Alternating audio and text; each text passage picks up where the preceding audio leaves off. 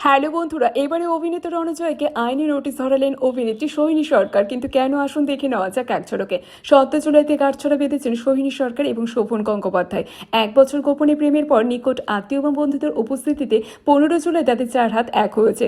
তারপর থেকে অভিনেত্রী প্রাক্তন তাদের নামে নানান ধরনের কুকথা বলতে শুরু করেছেন।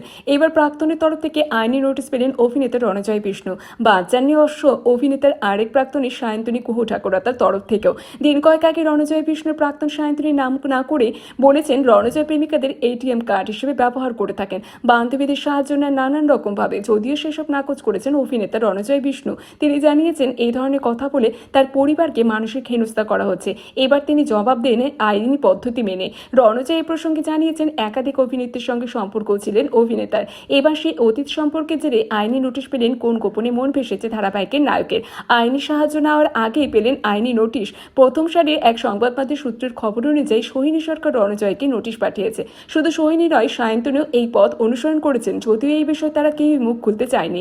উত্তর অভিনেতার তরফ থেকেও একই রয়েছে, কিন্তু এখনও সংবাদ মাধ্যমকে তারা এই বিষয়ে কোনো কিছুই জানাতে চাননি। তবে সূত্রের খবর অনুযায়ী আইনি নোটিশ পর থেকে নাকি দুই পক্ষের আইনজীবীদের সাহায্য নিচ্ছেন, যদিও এখন আদালতে মানহানির মামলা দায়ের করা হয়নি।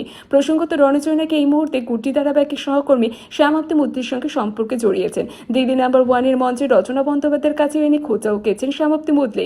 যদিও আনুষ্ঠানিকভাবে রণজয় এবং শ্যামাপ্তি সম্পর্কে নিয়ে কিছু খোলসা করে জানা যায়নি বা তারাও কিছু বলেননি। বিনোদন জগতের এরকম লেটেস্ট আপডেট নিউজ পেতে অবশ্যই আমাদের চ্যানেলটিকে এইভাবে ফলো করে যাবেন। ধন্যবাদ।